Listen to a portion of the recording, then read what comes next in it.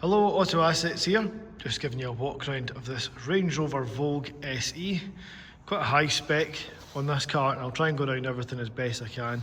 We'll start with the exterior, we'll work to the interior, and then I'll go through all the gadgets and things that are there. So starting off at the bodywork here on the bonnet. All looking pretty good.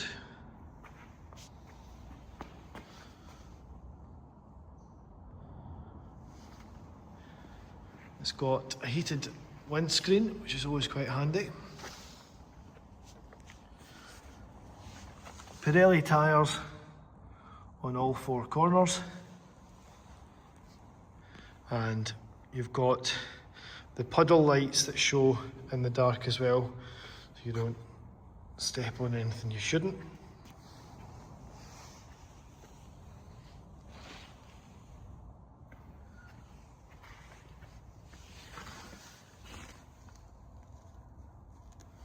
The car is in very good condition here, so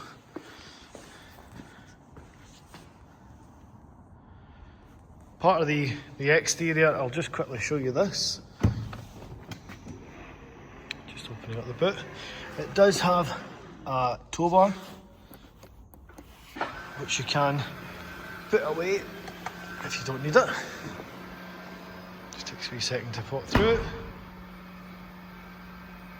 Always quite handy to have that, just in case. You can see it there. I'll just show you the rest of the car here. Again, alloys are looking pretty good as well. The bodywork is in very good condition.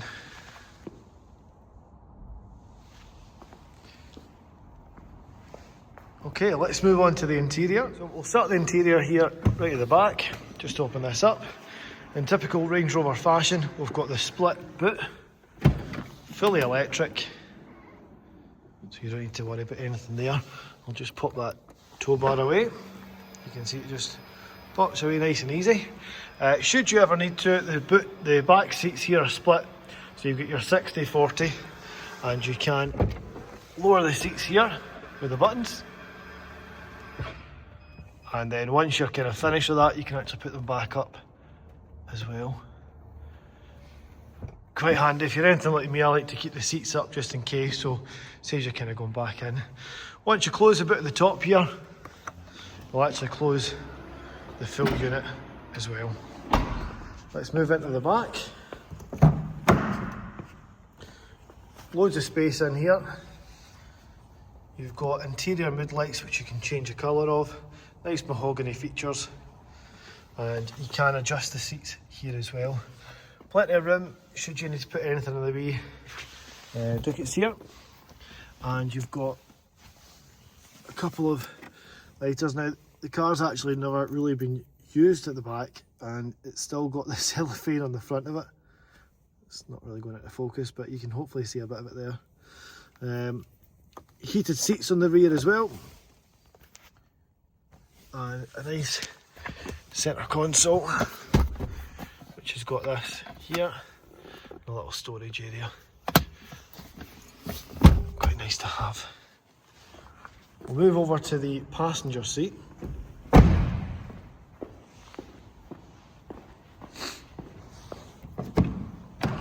So again, you can see some of the mood lighting there. Now, this one does have full electric seats in the front, so you can adjust the back, the seat, the lumbar support, the full lot, and then you can also store up to 3 people. So if you are a regular user, the driver, either the driver or the passenger, sorry, you can record your seat position, and then it just means you can jump back in. If somebody's been sitting in your seat, you can be like Goldilocks and make sure it's just right. The seats are heated and cooled as well in the front.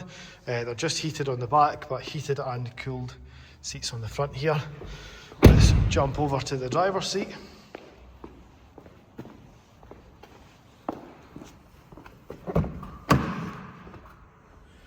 So, same again, fully electric, and you've got the controls here. You can also pop your child lock on you get controls for all the windows, electric mirrors, which are also heated as well, and you got your access height. So this is, if you're not familiar with the access height on this car, it's got air suspension, so as it starts to drive, it will actually raise the car off the ground a little bit. Not off the ground, but it'll raise the car up. Once you get to where you're going, it will automatically drop the car, but you can also just push that. Say for example, you're not getting out, but you're letting somebody else out, it will then lower the car for them as well. We'll go in and we'll talk more about the controls, but you do have a fully electric steering wheel, which again, once your seat and your steering wheel is set up, you can just create yourself your own memory, and it means that if anybody else is driving the car, you know you can go back to your setting. Last little bit, I'll talk about the interior. You've got this little button here, so if somebody's in the back and that seat is empty and nobody's using it, and you need to push it forward, you can actually have somebody just press that button and it will then glide the seat forward for you. Let's go in and we'll talk through all the wee extras this car's got. Okay, so we're now in the driver's seat, so I'll go over a few of the options on here. So to start off with, you do have your USB port. You can also put in an AUX cable if you wanted to. You've got a nice little area for your phones, and underneath that you do have a fridge in here as well. That can be controlled just by pushing this button, and when the engine is on, it will keep that area nice and chilled. When the engine goes off, you don't need to worry about it draining the battery. It will just turn itself off as well. You can just turn it off if you're using it for something a bit warmer, just to save it from heating up. Over here you've got all your controls. So as I mentioned, your air suspension. So you've got your access height, you've got your standard kind of normal height, and then off-road height as well. Traction control, you've got limiters, automatic on and off, your electronic parking, and your limiter there as well.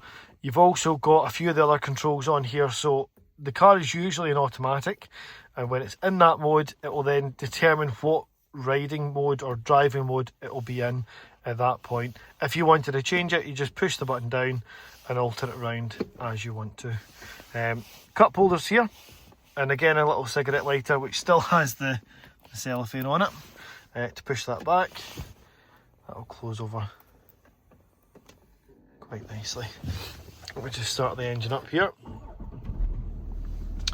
So lots of different controls that we've got on here. So you've got your heated screen, heated windscreen, heated rear. I'll just turn these down just now. Heated windscreen, heated rear screen. You've got your heated seats, which will also be your heated rear as well, which I'll just show you just now as the car's warming up.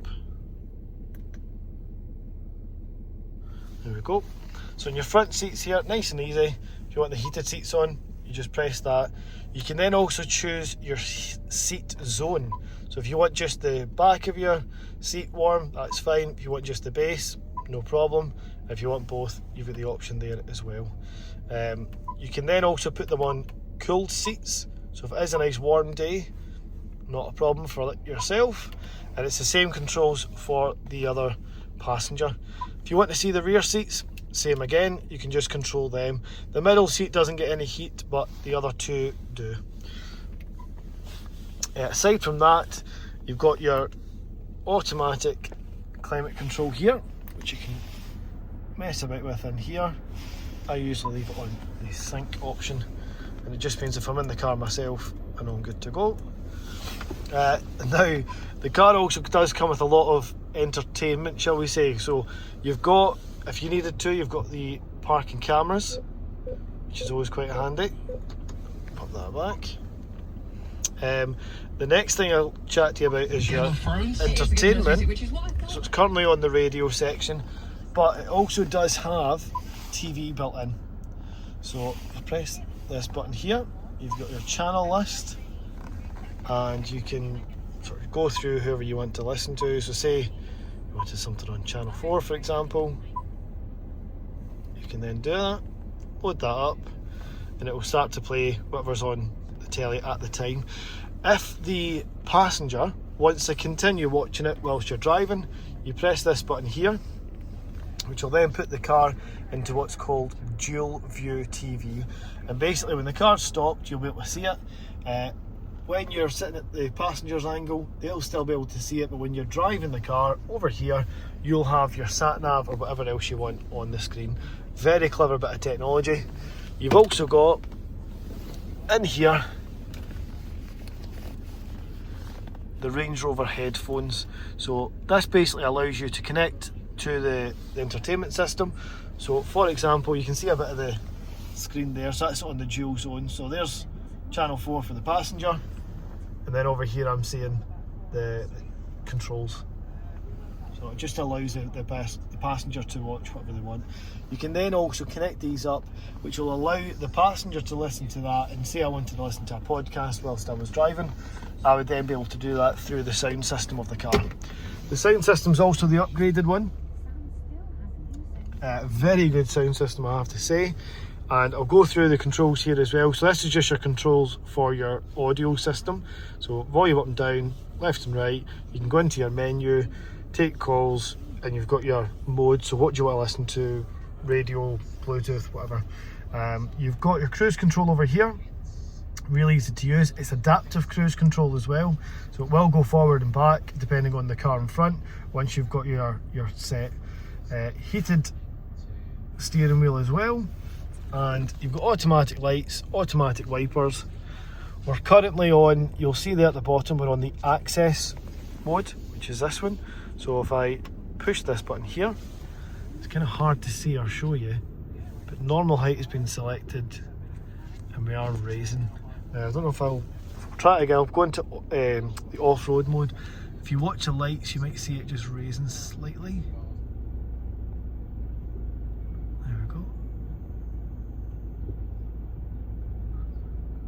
Very clever bit of technology there. So I'll pop it back into the normal height, and it should then just dip down. You'll actually feel the front of the car going up in the back of the car.